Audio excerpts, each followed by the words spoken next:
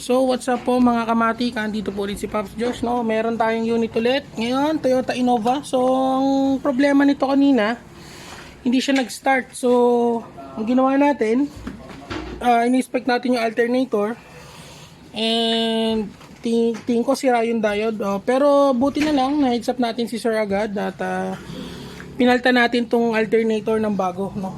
So yan, nakakuha tayo sa mga mababait nating supplier na alternator na bago. Yan, bago na yan guys, para iwas iwas tire, kasi syempre pwede natin siyang i-repair, pero mas choice natin na palitan na ng bago, kasi 220,000 na yung natatakbo nitong Innova na to, and kung i-repair natin baka hindi maging worth it. So nagpasya na rin naman si Sir na palitan na, kasi matagal na rin. So yun, may mga services pa tayong gagawin dito, katulad ng turbo cleaning, kasi yung turbo niya malangis, tapos yung EGR valve, so intake manifold din, lilinisin din, ano, para mas swabe na ulit yung biyahe nito, kasi medyo malayo yung biyahe niya weekly, Nueva Ecija to Los Baños, Laguna, every week halos. So kailangan pulido, at saka make sure natin na yung maintenance niya ma-proceed natin lahat, kasi para mas mahalagaan pa, syempre medyo may edad na yung Innova, para maiwasan natin yung tirik sa kalsada. So yun lang, stay tuned po sa inyo guys. So babaklasin na natin to ngayon para ma-inspect na natin yung mga part. So what's up mga kamatik, no? Andito na tayo ulit, nakakalas na natin. So yan ang sinasabi natin, medyo makapal na ang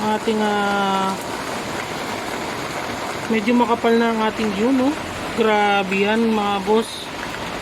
So yan, ito pati ito mga paps, yan, grabe. So yan mga kamatik, dapat to lagi talaga na may maintenance para mas mapalakas natin yung hatak ng ating sasakyan. So ngayon, linisin muna natin to, at yan, medyo maulan na. Siyempre to be continued yan, no? So yun guys, linisin muna natin to, para bukas sasalpak na lang to, tapos kalas tayo ng intake manifold, and then yung turbo natin. So yun, so tingnan muna natin, no, kung anong magiging sunod ng mga pangyayari after makalas yung turbo. So yun muna, update natin po ngayon. So stay tuned mga kamatik.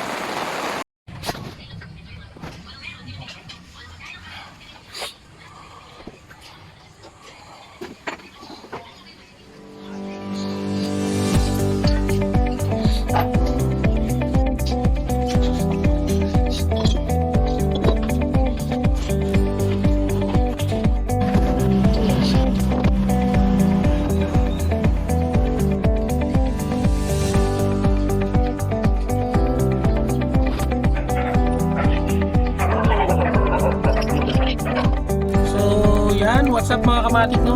Okay na yung ating Toyota Innova. So palit tayo ng transmission fluid, clean tayo ng mga intake manifold, turbo, EGR, and syempre yung SCV natin, suction control valve. And then at the same time, nag-reset din tayo ng konti sa adaptation tayo ng computer box niya. So yan, ngayon okay na, magaan na manakbo ang Toyota Innova.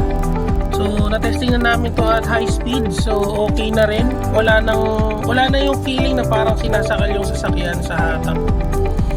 Saka parang dadamba na siya pagka tinuunan mo yung diesel. So ayun, no, so proper maintenance lang. Syempre ito medyo mahaba na rin yung natakbo nito, nasa 200,000 na rin. And then syempre prevention na to para sa mga susunod pang posibleng maging sira niya, dahil syempre 10-year-old, 12-year-old car na to. And at the same time, pangangalaga na, para maiwasan natin abiri sa kalsada tulad ng pangyayari na sa alternator. So yun guys, so maraming salamat po sa inyong panonood. So please like, share, subscribe to my YouTube channel po, no?